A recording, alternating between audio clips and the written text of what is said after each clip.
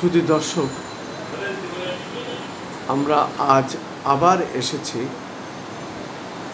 বাংলাদেশ জনতা party এবং বাংলাদেশ জনতা পার্টির কেন্দ্রীয় কার্যালয়ে। আমরা ধারাবাহিকভাবে সাধারণত তাদের কিছু কাজ করে থাকি, তার ধারাবাহিকতায় আমরা আজও এসেছি। আজ আমরা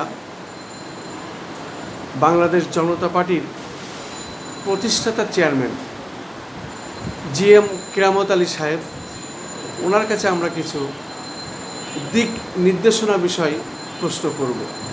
যেহেতু অন্তর্বর্তীকালীন সরকার এবং অন্তর্বর্তীকালীন সরকারের প্রধান উপদেষ্টা নোবেল বিজয়ী ডক্টর ইউনূস সাহেব কোনভাবে কোন পথে চললে পরে দেশ সুন্দরভাবে এগিয়ে যেতে পারবে, যেহেতু উনি বলেছিলেন যে বাংলাদেশে কোনো বৈষম্য থাকবে না, সেই প্রেক্ষাপটে কিছু প্রশ্ন আপনার বলার থাকলে আমাদেরকে বলতে পারেন।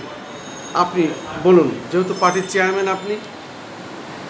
বর্তমান সরকার বৈষম্যমূলক কাজ করবে না বা হবে না, এগুলো ঠিক না। বৈষম্যমূলক কাজ এখনো হচ্ছে। এখন আমরা 2013, 2023, 2018, 2017, 2023 এই পর্যন্ত আমরা নিবন্ধনের জন্য বহু চেষ্টা করেছি। যে সরকারগুলো এই দেওয়ার কথা ছিল আমাদের সেই নিবন্ধন দিই নাই। বর্তমান সরকার নিবন্ধন দিচ্ছে, কিন্তু আমরা যাদের পাওয়ার কথা তারা এখনো পাচ্ছে না। তাহলে তো সেই আগের সরকারের মতন এই সরকার যদি থাকে, আমরা ওনার কাছে দাবি উনি এগুলো একটু খেয়াল রাখুক।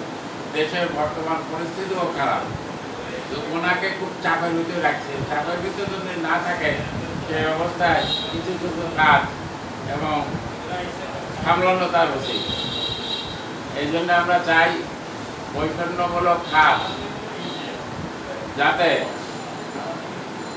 ঠিকভাবে কাজ হয় সেই দিকে খেয়াল রাখা। পাশাপাশি আপনারা বন্যা কবলিত এলাকায় ত্রাণ সামগ্রী বিতরণ করেছেন। এখন বন্যা যে এলাকায় কমেছে সেখানে কিন্তু আবার রোগশোক বাড়ছে, ওষুধপত্রের প্রয়োজন আছে। এই বিষয়ে কিছু ভাবছেন কিনা বা আপনাদের কোনো চিন্তা ভাবনা আছে?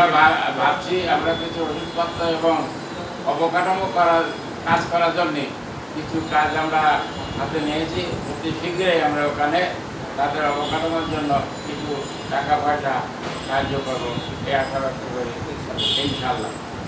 আপনাকে অনেক অনেক ধন্যবাদ।